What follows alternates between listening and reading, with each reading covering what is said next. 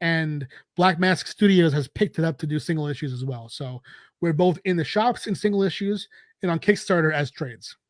And so let's even talk about that a little bit, because Yeah. that's cool because you get the Kickstarter audience in there.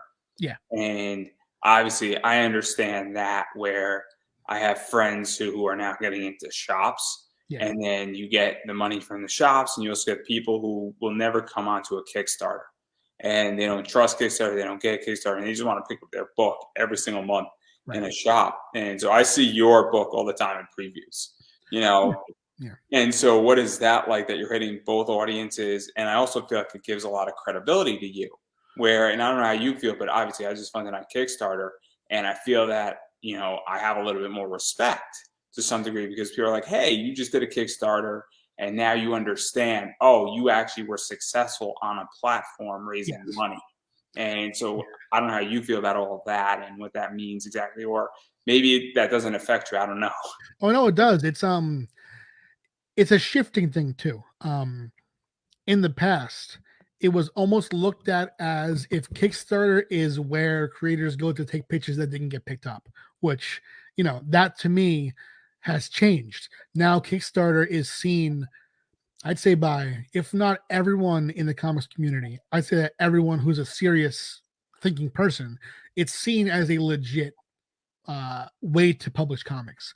All the comics that I took to Kickstarter, starting with, Destiny New York, I pitched to Oni and IDW, and we had short conversations at IDW, and I didn't like the idea of continuing that pitch journey, because it was always like, talking about short series. It's going to be a short series, and just changing things. The idea of it's too similar to this, so do this.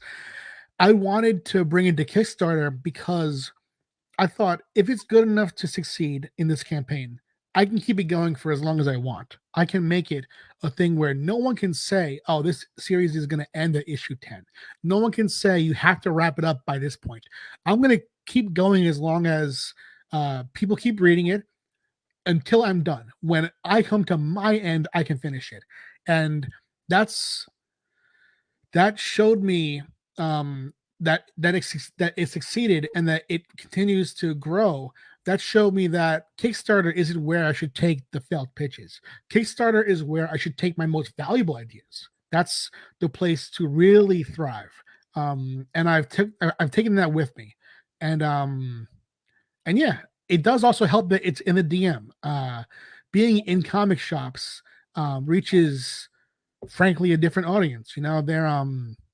There's some overlap between Kickstarter and the comic shop, but like you said, there are people who shop in Kickstarter who are not going to be in the shop.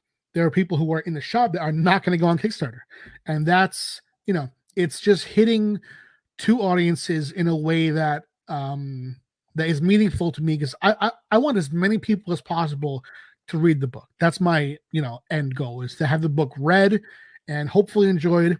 But if you read it and don't enjoy it, right? So Yeah, you can say whatever you want. It's my show. So if you want to tell somebody to fuck off, be my guest. Yeah, I mean, I want everyone to enjoy it, but I'm not going to change a word. And that was one of my deals with Black Mask, was that, if you want to publish it, I'm gonna do it my way. Don't not a single word changes. If it isn't that book, if it's a new creator-owned thing, I'm happy to hear any input. But this book, leave me alone, dude. And they do, which is beautiful.